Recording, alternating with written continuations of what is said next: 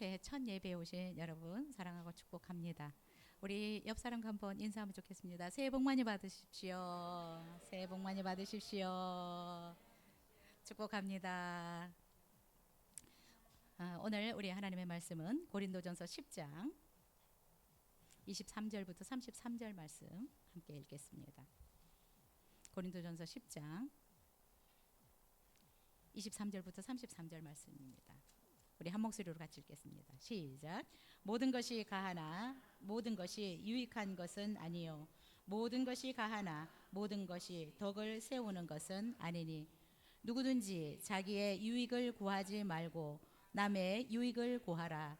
무릇 시장에서 파는 것은 양심을 위하여 묻지 말고 먹으라. 이는 땅과 고기 충만한 것이 주의 것임이라. 불신자 중 누가 너희를 청할 때에 너희가 가고자 하거든 너희 앞에 차려놓은 것은 무엇이든지 양심을 위하여 묻지 말고 먹으라. 누가 너희에게 이것이 재물이라 말하거든 알게 한 자와 그 양심을 위하여 먹지 말라. 내가 말한 양심은 너희의 것이 아니요 남의 것이니 어찌하여 내 자유가 남의 양심으로 말미암아 판단을 받으리요. 만일 내가 감사함으로 참여하면 어찌하여 내가 감사하는 것에 대하여 비방을 받으리요. 그런즉 너희가 먹든지 마시든지 무엇을 하든지 다 하나님의 영광을 위하여 하라. 유대인에게나 헬라인에게나 하나님의 교회에나 거치는 자가 되지 말고 나와 같이 모든 일에 모든 사람을 기쁘게 하여 자신의 유익을 구하지 아니하고 많은 사람의 유익을 구하여 그들로 구원을 받게 하라. 아멘. 우리 2026년을 향한 방향과 지침이라는 제목으로 오늘 말씀 나누겠습니다. 2026년 우리의 표어는 하나님을 영화롭게 하라. 감사로 하나님을 영화롭게 하라입니다. 어쨌든 올해 우리가 삶의 방향을 하나님의 영광에 맞추고 살아갈 수 있으면 좋겠습니다.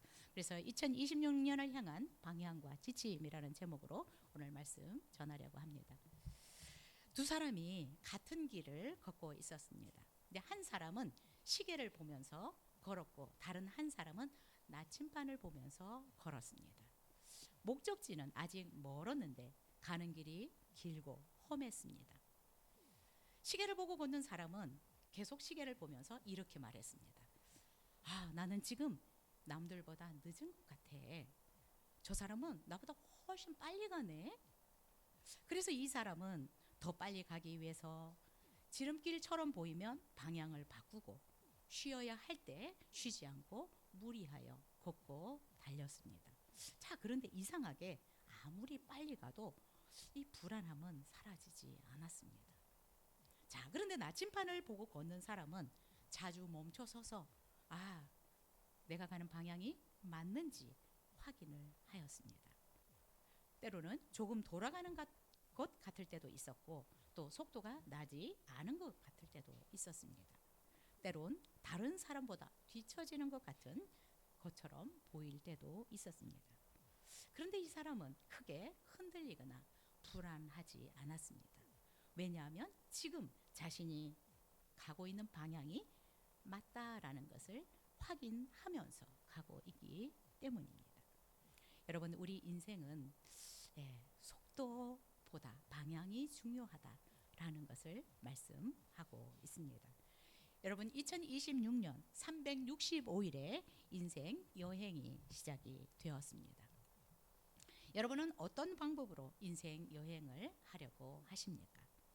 여러분은 시계를 보고 걷는 사람처럼 2026년을 보내고 싶으십니까? 아니면 나침반을 보고 걷는 사람처럼 인생 여행을 하려고 하십니까? 2026년을 주신 하나님께서 오늘 말씀을 통해 중요한 우리의 삶의 방향과 지침을 알려주고 있습니다. 31절 먼저 읽겠습니다. 시작. 그런즉 너희가 먹든지 마시든지 무엇을 하든지 다 하나님의 영광을 위하여 하라. 2026년 하나님이 우리에게 주시는 방향, 목적지는 하나님의 영광이라고 말씀하고 있습니다.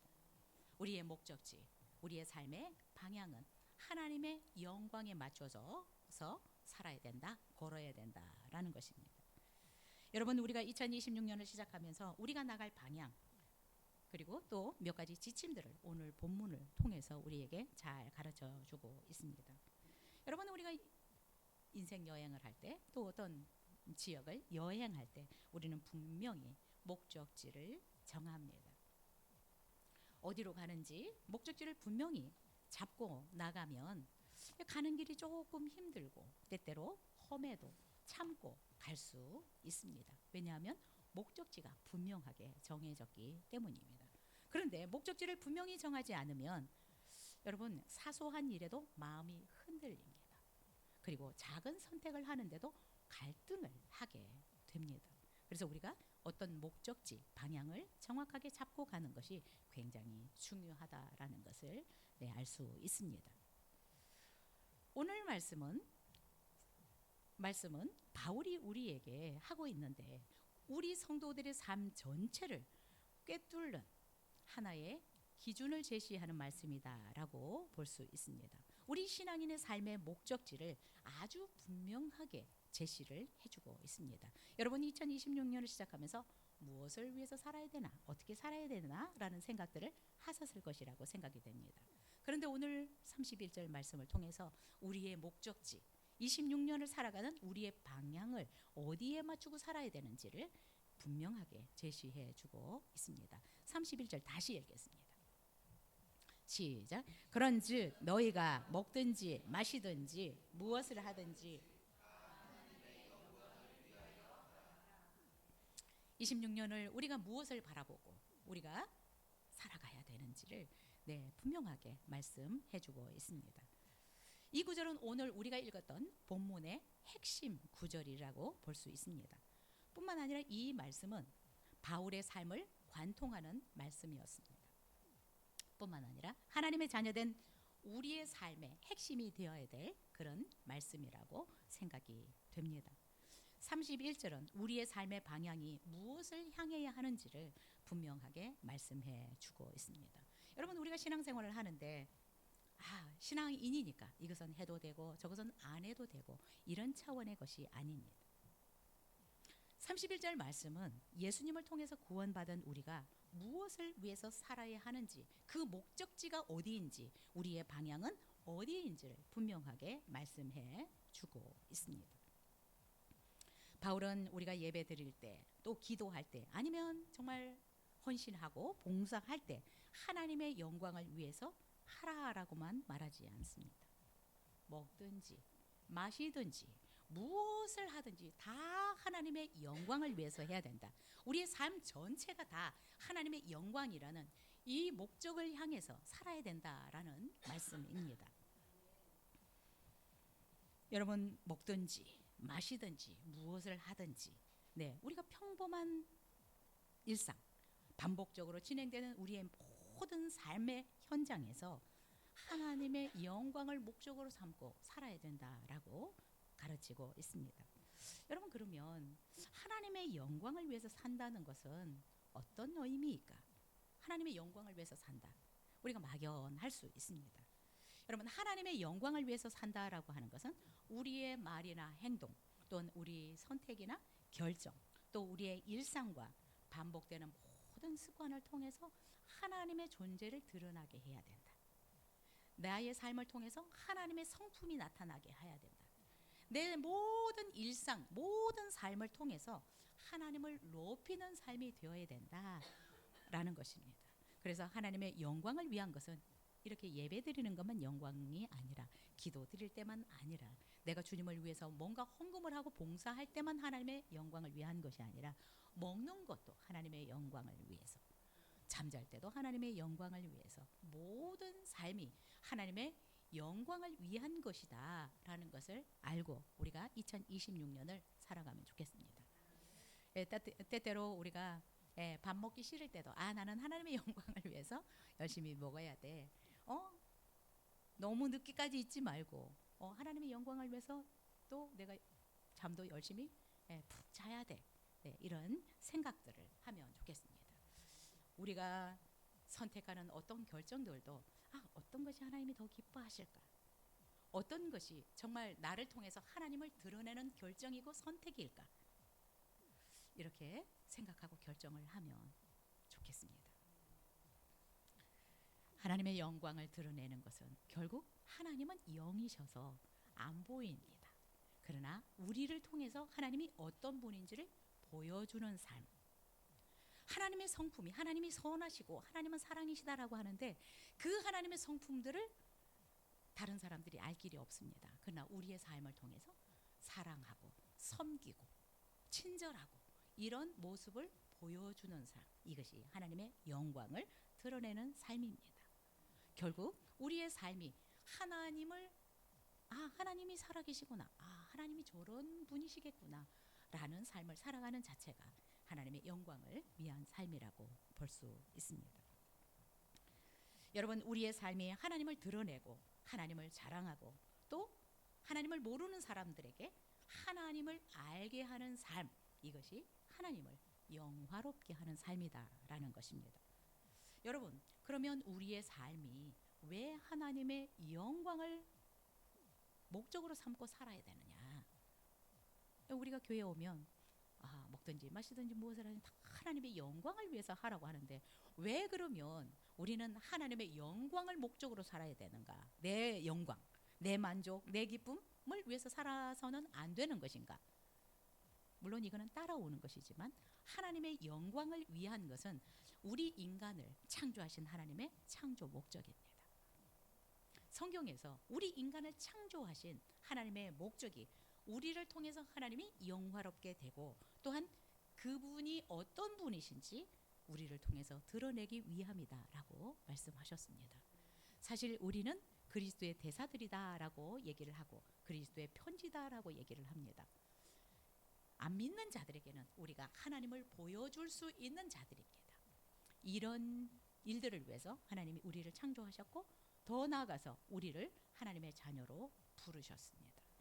우리가 하나님의 영광을 위해서 살아가야 되는 것은 하나님이 우리를 창조하신 목적이기 때문에 그렇습니다.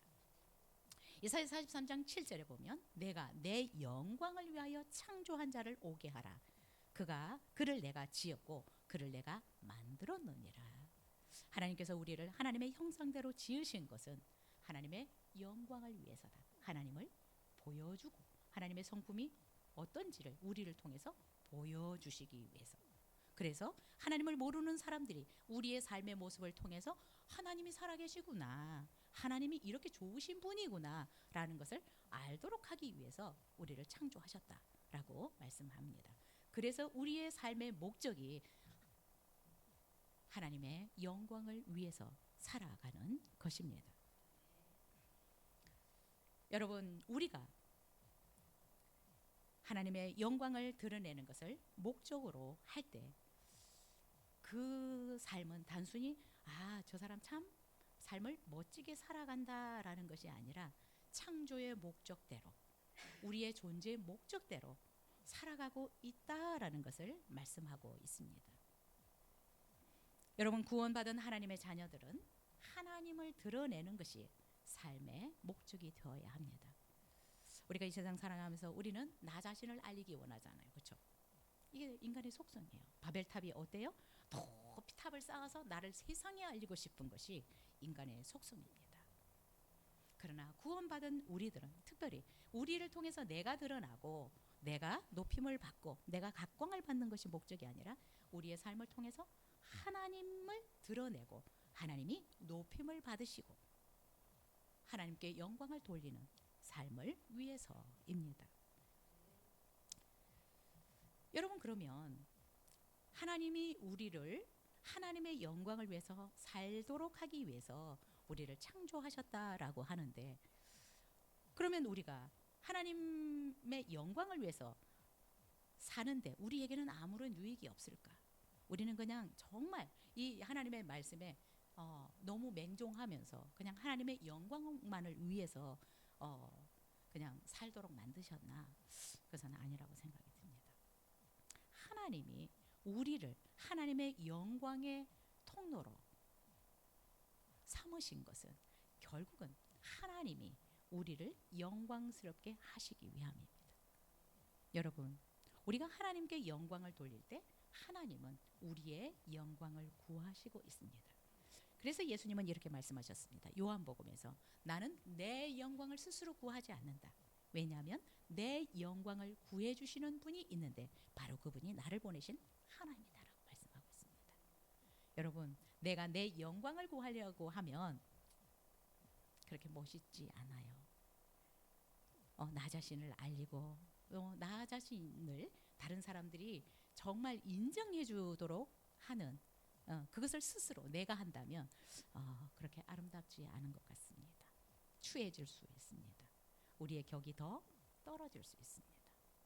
그런데 우리가 하나님께서 우리 가운데 말씀하신 것처럼 하나님의 영광을 위해서 우리가 살아갈 때 영광의 빛을 비추셔서 하나님이 우리로 하여금 영광스럽게 하십니다. 예수님의 삶을 보면, 바울의 삶을 보면, 또 수많은 사람들을 보면 정말 다니엘과 같은 사람도 하나님께 영광을 돌리는 삶을 살았을 때 하나님이 그를 얼마나 영광스럽게 하는지를 우리는 성경을 통해서 볼 수 있습니다. 여러분, 우리가 목적, 우리의 삶의 목적, 나는 먹든지 마시든지 무엇을 하든지 하나님의 영광을 위해서 한다라는 이 기준을 가지고 살아가면 우리의 삶이 어떻게 될까요? 우리의 삶의 이 선택이나 어떤 판단이 굉장히 분명해집니다. 내가 이렇게 선택하는 것이 하나님을 드러내는 것일까? 내가 이렇게 선택하는 것이 하나님께서 기뻐하는 것일까를 생각한다면 우리의 선택이 굉장히 선명해지고 분명해질 수 있습니다. 우리가 하나님의 영광을 목적으로 삼고 살아갈 때 정말 우리는 어쩌면 더 선택하는 것에 있어서나 어떤 기준이 분명해지기 때문에 여러분, 우리의 삶이 너무나 갈등 속에 헤매이지 않아도 된다라는 생각이 듭니다.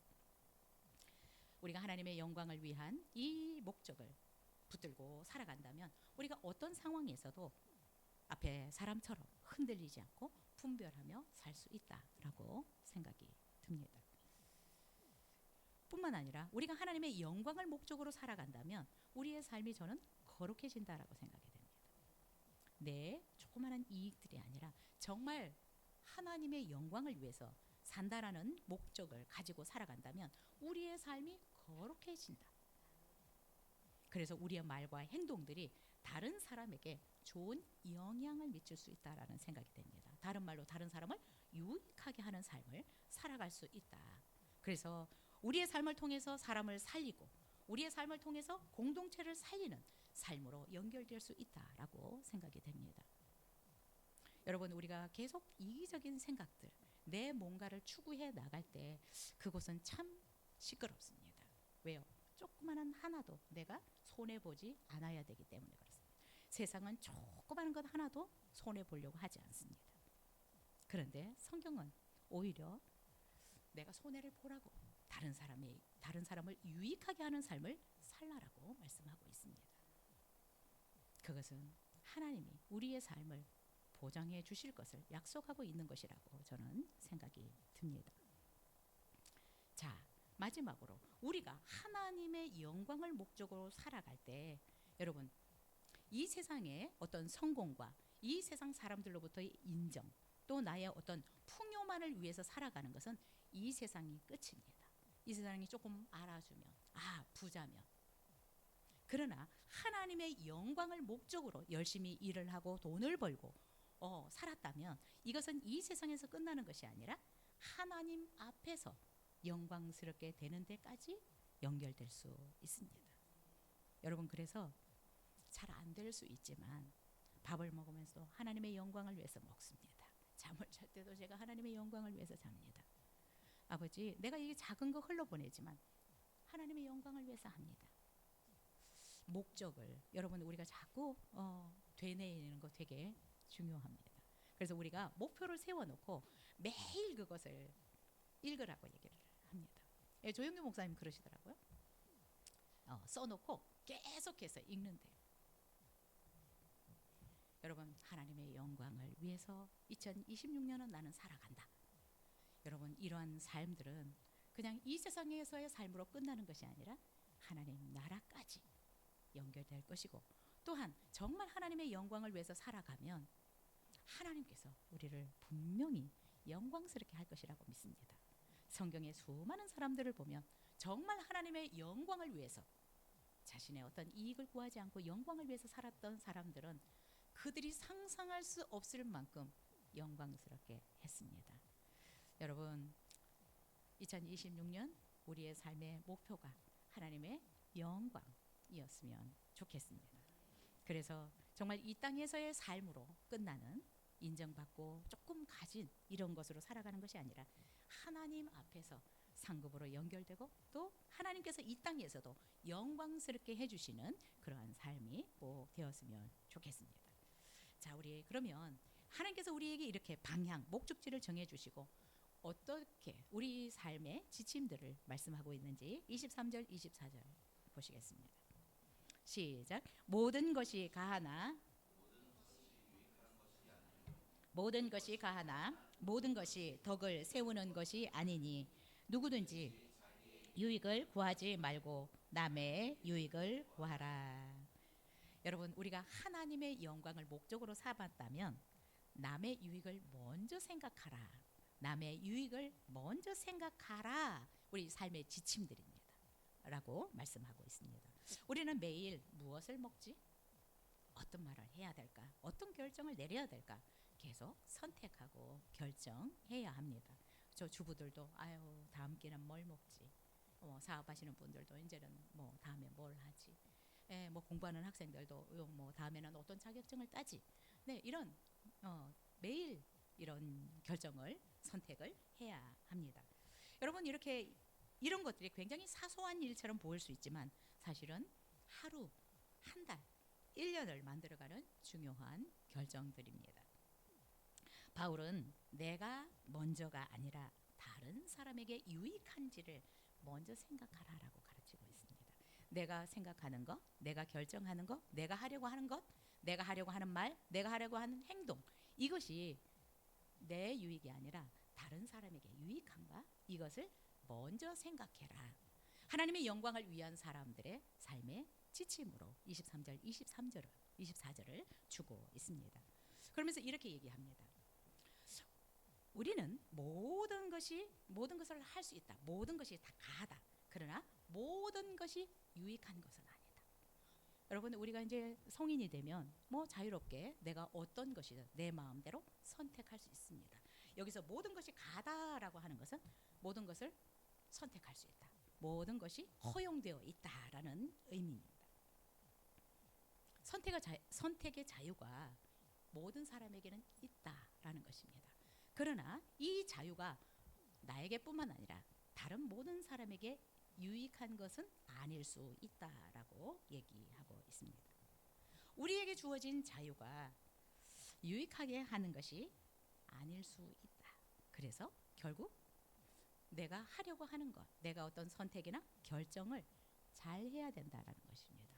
우리는 성인이고 이제 누구의 간섭을 받지 않고 스스로 모든 것을 결정할 수 있지만 결정할 때 이것이 나를 먼저 생각하는 것이 아니라 다른 사람을 유익하게 하는 것인가를 먼저 생각해라. 네, 하나님의 영광을 위한 사람들은 이렇게 살아야 된다라고 얘기하고 있습니다. 근데 우리는 아직도 어때요? 이게 나에게 유익한가? 내가 손해보지 않을 것인가를 먼저 생각할 수 있는데 바울은 다른 사람에게 유익한 것을 먼저 생각하라라고 얘기하고 있습니다.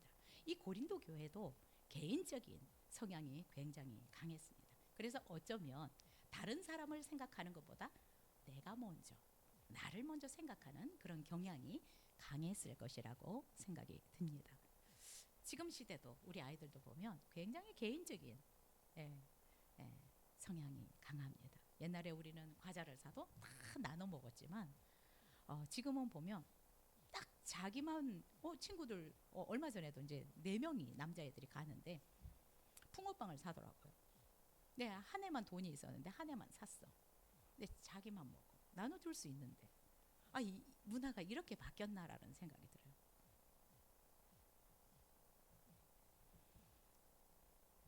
바울은 우리에게 정말 모든 사람에게 모든 것을 할 수 있는 자유가 주어졌다. 선택의 자유가 주어졌다. 말과 행동을 할 수 있는 상황이 주어졌다. 그렇지만 잘 선택해야 된다. 내가 정말 얼마든지 할 수 있지만 이것이 나에게만 유익이 되는 것이 아니라 먼저 다른 사람에게 유익이 되는지를 생각하고 결정을 해야 된다라고 얘기를 하고 있습니다. 자신의 유익과 편리를 위해서 이 자유를 사용하지 말고 오히려 하나님의 영광을 드러내도록 또 공동체를 세우도록 또 교회와 성도들에게 또한 우리 주변 사람들에게 덕을 세우는 것을 생각하고 어떤 결정을 해라. 네 자유를 사용해라 라고 얘기하고 있습니다. 24절에 보니까 누구든지 자기의 유익을 구하지 말고 남의 유익을 구하라 라고 얘기하고 있습니다.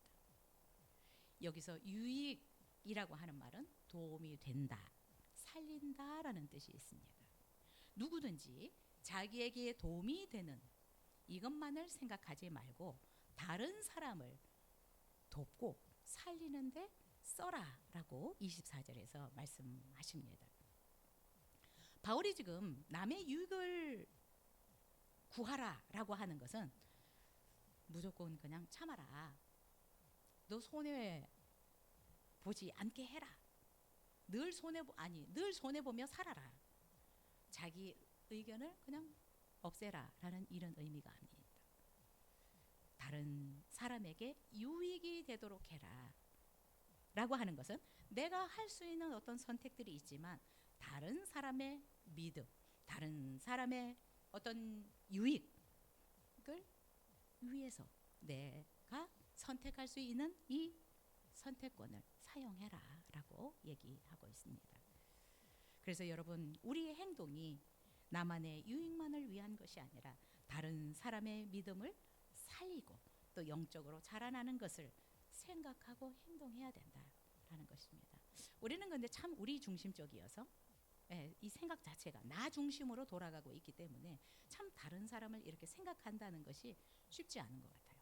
그 사람의 어떤 입장, 그 사람의 어떤 지금 상태들 이런 것들을 우리가 잘 모르기 때문에 늘 우리 중심으로 생각을 하게 됩니다.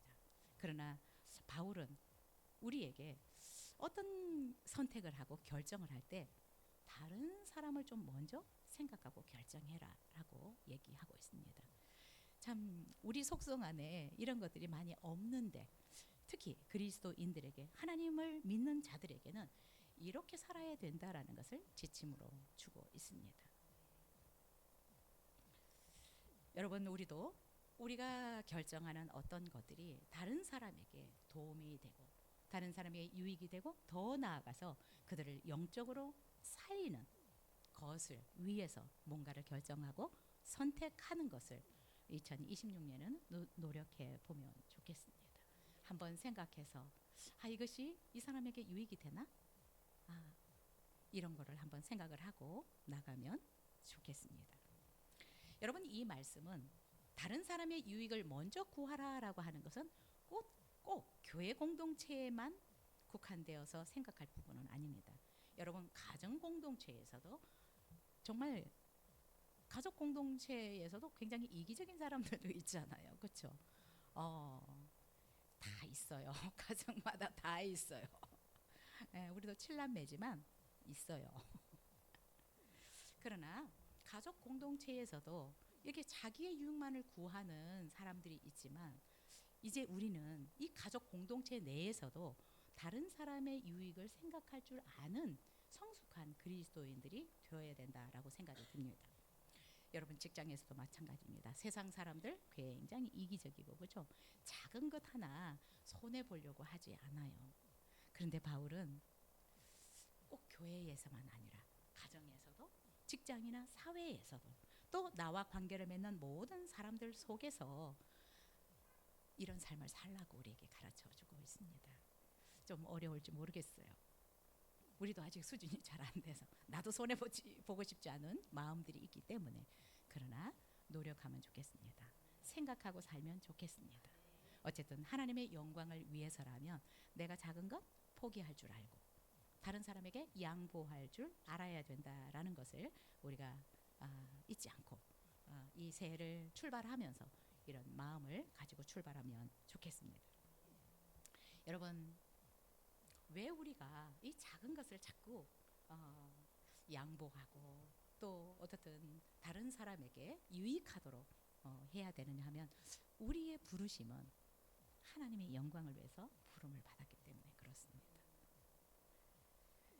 여러분, 우리가 세상 속에서 직장 가운데에서 또 특히 우리 가족 중에서도 안 믿는 분들이 있잖아요. 그렇죠? 그렇기 때문에 너무 이기적으로 말하거나 행동하면 안 될 것 같습니다.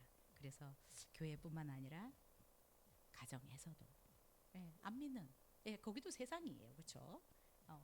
가정에서나 직장에서나 또 우리가 관계하고 있는 모든 사람들 앞에서 정말 작은 것들을 그래도 좀 양보하고 또 때때로 하고 싶은 말도 절제하고 이러면 좋겠습니다. 그러면 여러분, 하나님이 우리의 이런 모든 것을 보시고 내가 양보한 것 같은데 하나님은 더 큰 것으로 더 좋은 것으로 우리에게 주시는 것 같아요. 제가 경험했던 하나님은 그렇습니다. 내가 이거 하나 흘러보내지만 내가 이거 그냥 포기하는 것 같지만 하나님은 정말 상상할 수 없는 것으로 되돌려 주시는 것 같아요. 그래서 여러분, 손해본다라고 생각하지 마시고 나는 작은 거 흘러보내지만 하나님이 더 큰 것을 우리에게 흘러보내 주실 것이다 라는 것을 기억하시면 좋겠습니다. 왜? 하나님의 영광을 위해서 내가 작은 것 흘러보내고 양보하고 또 하고 싶은 말들 다 절제하지 않지만 하지 않고 그러나 하나님께서 우리의 모든 것들을 아시고 채우시고 또한 보상해 주실 것을 믿으실 수 있었으면 좋겠습니다. 우리는 하나님의 영광을 위해서 부르심을 받은 자들입니다. 그래서 우리의 말이나 우리의 삶이 우리의 행동들이 다른 사람의 믿음을 세우고 또 다른 사람을 유익하게 하고 다른 사람을 돕는 도구들이 되었으면 좋겠습니다. 그런 각오로 2026년을 살아가신다면 우리의 삶이 더욱더 거룩해질 것이고 우리의 삶을 통해서 하나님이 영광을 받으실 것이라고 믿습니다. 자, 고린도 교회는 실제적으로 문제가 있었습니다. 어쩌면 작은 문제 같지만 교회가 굉장히 시끄러워졌습니다. 본문을 통해서 바울은 실제적으로 남에게 유익을 준다는 것이 어떤 것일까를 고린도 교회의 문제를 들어서 실제적으로 우리에게 가르쳐주고 있습니다. 25절부터 29절 읽겠습니다. 시작. 무릇 시장에서 파는 것은 양심을 위하여 묻지 말고 먹으라. 이는 땅과 고기 충만한 것이 주의 것임이라.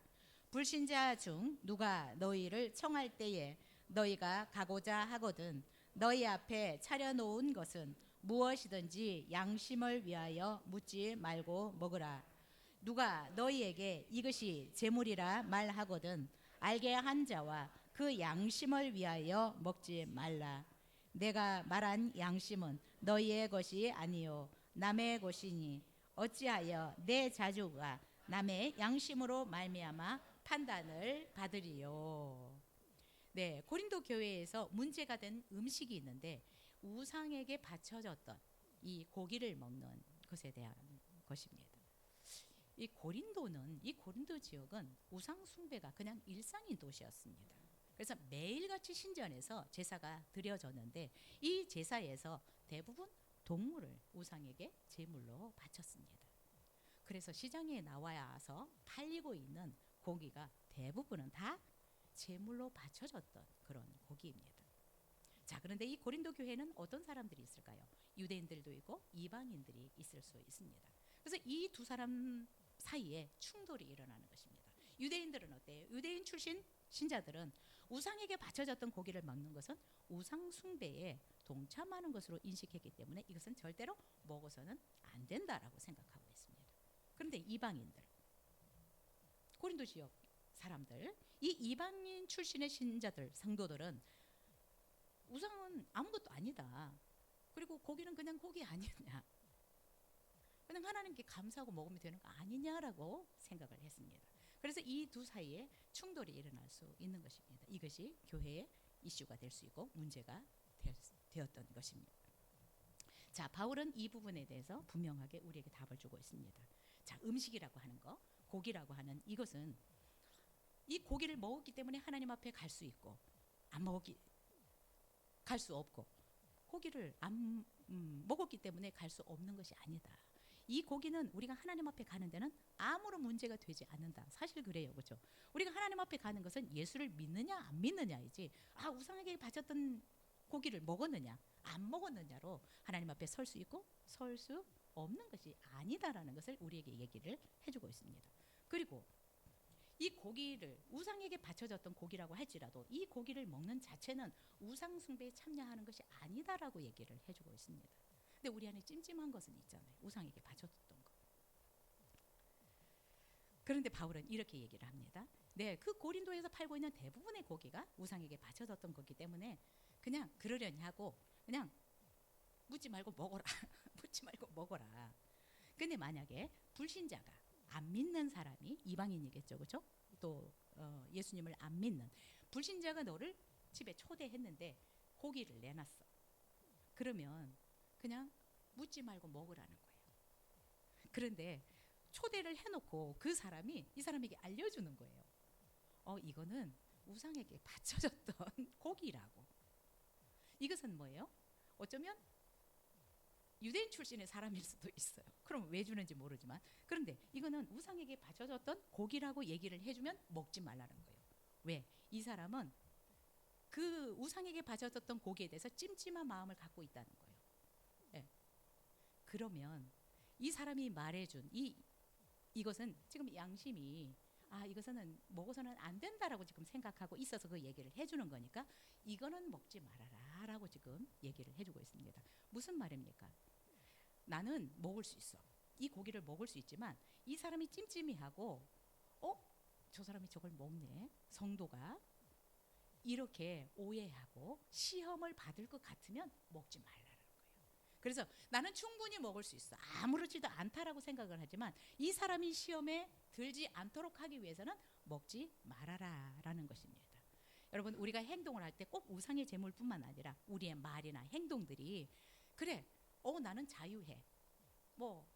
그렇지만 내 말과 행동이 다른 사람들에게 시험거리가 된다면 우리가 해서는 안 된다라는 것을 구체적으로 우리에게 예를 들어서 설명을 해주고 있다라고 생각이 듭니다. 여러분, 2026년을 살아가면서 이 지침을 우리가 꼭 기억했으면 좋겠습니다. 내가 그냥 모든 것을 할 수 있고 나는 아무런 문제가 아니라고 생각한다고 할지라도 다른 사람이 시험에 들게 만드는 것이라면 우리가 절제할 수 있고 그것을 하지 않아야 된다라는 것을 바울은 우리에게 가르쳐 주고 있습니다. 여러분, 가정, 나 혼자 살아가는 것이 아닙니다. 저는 혼자 살아가지만 여러분의 가정은 여러분 혼자 살아가고 있는 곳이 아닙니다. 불신자들이 있는 곳입니다. 믿지만 연약한 사람들이 있는 곳입니다. 여러분의 가정뿐만 아니라 직장은 어떻습니까? 직장에서도 마찬가지입니다. 교회에는 좀 성숙한 사람도 있지만 교회 안에도 이제 교회를 나오신 분들도 있습니다. 가정이나 직장이나 교회나 이 여러 부류의 사람들이 함께 살아가고 있습니다. 나 혼자가 아니기 때문에 우리의 말이나 행동이나 이런 것들을 조심해야 된다라는 것입니다. 내 말이 가족의 마음을 무너뜨릴 수 있고 내 말이 직장의 동료들 또한 교회의 어떤 성도들에게 불이익을 주고 불편하게 만들 수도 있다. 그러나 반대로 내 말이 우리의 가족을 세울 수도 있고 직장 동료들을 세워줄 수도 있고 우리 교회 성도들을 세워줄 수도 있습니다. 그래서 바울은 우리에게 얘기를 합니다. 다른 사람들에게 시험거리가 되지 않도록 우리의 말이나 행동을 조심해야 된다. 여러분, 가정에 믿지 않는 분들과 함께 사는 분들은 조심하셔야 됩니다. 우리를 보고 하나님이 어떤 분인지를 알아가기 때문에 그렇습니다. 직장에서도 여러분이 교회 다니는 것을 은연중에 알 것입니다. 그렇다면 정말 조심해야 되고 우리 교회 안에도 네, 수준이 다 천차만별이에요. 그렇죠? 다 나같겠거니라고 생각하면 안 되는 것입니다. 그래서 이런 모든 것들을 배려해서 우리가 말하고 행동하라고 바울은 가르쳐 주고 있습니다. 여러분 2026년 우리가 어디에 속해서 살든지 사람을 무너뜨리게 하는 그런 자가 되지 않았으면 좋겠고, 세우는 자, 살리는 자, 다른 사람을 유익하게 하는 자가 되었으면 좋겠습니다. 때때로 우리가 뭐 농담을 하든지 비판하는 것이 내 자유일 수는 있지만 상대방을 세우는 것이 아니면 어디서든 절제하면 좋겠습니다. 내 생각과 주장이 옳은 것 같아도 가정과 뭐 직장과 교회의 유익을 위한 것이 아니면 여러분 참을 수 있어야 되고 절제할 수 있는 것이 좋다라고 생각이 듭니다. 그렇게 되면 우리 가정이 화평하게 될 거라고 생각이 들고요. 내가 있는 직장이 더 관계들이 좋아질 것이라고 생각이 듭니다. 그래서 예수님께서 화평케 하는 자는 복이 있나니 하나님의 아들이라 일컬어짐을 받을 것이다 라고 말씀하고 있습니다. 여러분 결국 우리의 삶을 통해서 저 사람은 진짜 하나님의 자녀구나, 진짜 성도구나 라는 것을 보게 해주셨으면 좋겠습니다. 이것이 바로 하나님의 영광을 드러내는 삶이고 하나님을 정말 우리의 삶으로 증거하는 삶이라고 생각이 듭니다. 어쨌든 2026년 이 말씀을 붙들고 내 안에도 내 이익을 포기하고 싶지 않은 마음이 있지만 그래도 작은 것들을 포기해서 다른 사람을 유익하게 하는 것을 생각하고 살아갈 수 있으면 좋겠습니다. 우리 32절, 33절 같이 읽겠습니다. 시작. 유대인에게나 헬라인에게나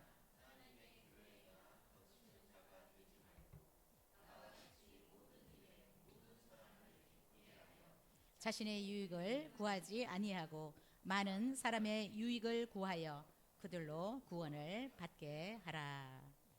네, 하나님의 영광을 위한 사람들은 다른 사람을 구원받게 해야 된다라고 얘기를 하고 있습니다.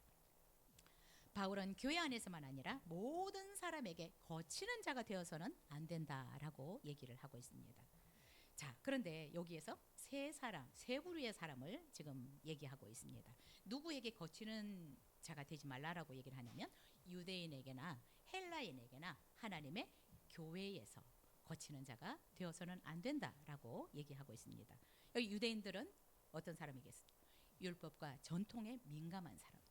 법대로 해야 된다라고 생각하는 사람들, 율법을 따라서 살아가야 된다라고 생각하는 이방인들. 이 헬라인이라고 하는 것은 이방인들이에요. 하나님을 몰랐던 일반 사람들, 그냥 우리가 흔히 말하는 세상 사람들.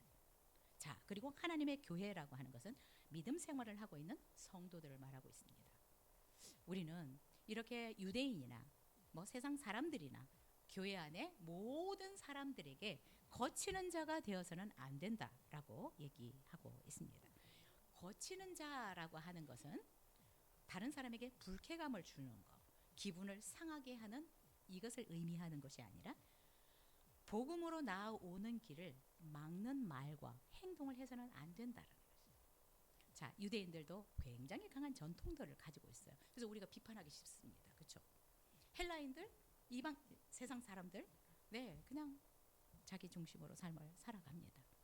그러나 교회 안에서만 거치는 삶을 사는 것이 아니라 모든 사람 앞에서 거치는 삶을 살아서는 안 된다. 거치는 자가 되어서는 안 된다. 다른 말로 복음 앞에 정말 구원을 받을 수 있는 이 길을 우리의 말과 행동으로 막아서는 안 된다.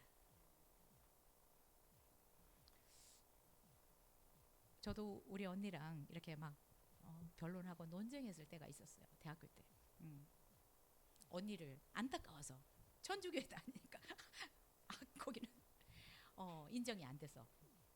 근데 결국 그게 능사가 아니었어요. 계속 논쟁하다 보면 나중에는 결국 싸움이 되는 것 같아요. 그런데 그렇게 되면 언니가 하나님 앞으로 오는 시간이 점점 더 길어지는 거예요. 그래서 바울은 세상 사람이든 교회 안에 있어서도 제대로 믿음 생활을 못하는 사람들도 있을 수 있고, 그렇죠? 또 너무 이렇게 유대인처럼 전통적인 그런 사람들, 누구에게든지 우리는 복음 앞으로 나오는데 내 말이나 행동이 그들을 막는 것이 되어서는 안 된다. 여러분, 북한을 생각하거나 공산주의 국가들을 보면 너무나 무섭게 인생을 살아가는 것입니다. 하나님 앞에 나오는 길을 다 막아요. 자기가 신이잖아요. 이 죄를 어떻게 할까요? 중국에 많은 교회들을 불도저로 밀었어요. 그리고 선교사들을 추방시켰어요.